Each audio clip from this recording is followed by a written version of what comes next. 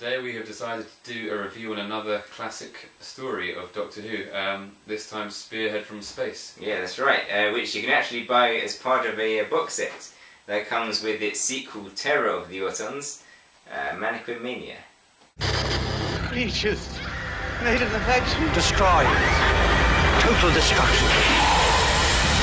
So, Spearhead from Space, it actually carries on from the last Patrick Troughton story, the War Games.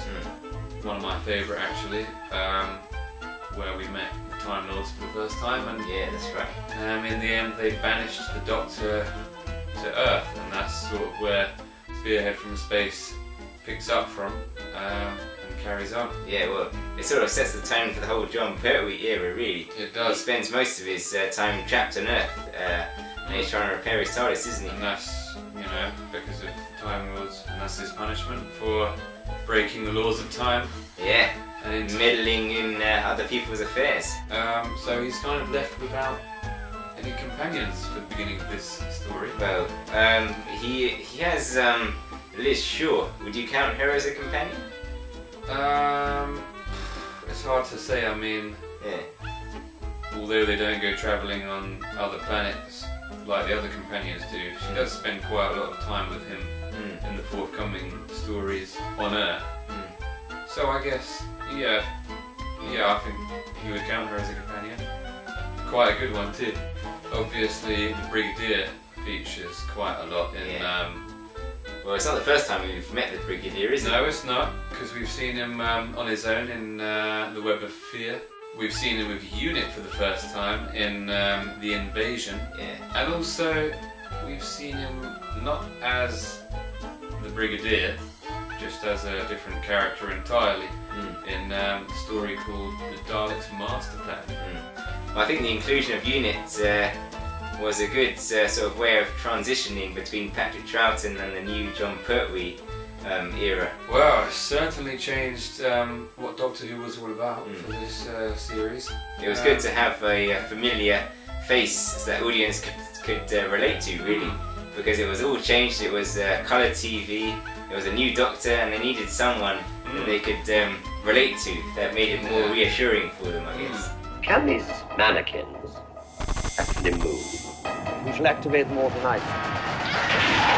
Bullets can't stop them! Time has come for our final move. They're Autons! Well, this time he was up against the Nestine consciousness. A Nestine is a ruthlessly aggressive, intelligent alien life force. Have we seen them before? No, it was their first story, and from what I can work out, they arrived on Earth in the meteor showers, which units begin investigating. Yeah. What do you think of the Nestine consciousness? Did we see it, or was it? Well, I assume it was that thing in the big glass tank with the tentacles. Yeah, that tries to kill the Doctor.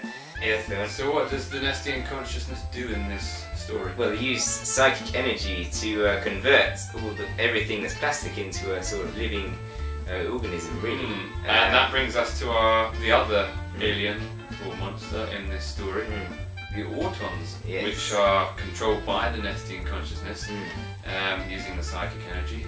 Plastic mannequins, shop window dummies that sort of break out of their shops and attack people, which is different, to say the least. I think that's one of Robert Holmes' greatest strengths, was making everyday things quite scary, I think. That's very true, and he's such a successful writer as well. I mean, he's done other stories such as Pyramids of Mars, The Ark in Space. Yeah, Deadly Assassin, Caves around Rizani. Just, I mean, loads more. And you read through the list of his stories, they're all brilliant. I think if you're looking to get into classic Doctor Who, you should start with a Robert Holmes story, because they're all brilliant, I think. One of the best Doctor Who writers for me, if not the best. Yeah. The Nestine consciousness and the Autons were very successful, and they come back in a few more stories. Well, they come back in Terror of the Autons, don't they? Which was also the first episode with the Master. Was it? Oh, yeah. I didn't even know that. I came to warn you. An old acquaintance has arrived on this planet. Who the heck are you? I am usually referred to as the Master. Death is always more frightening when it strikes invisibly. And the nesting consciousness also uses psychic energy to move other things. Well, plastic daffodils, dolls, chairs.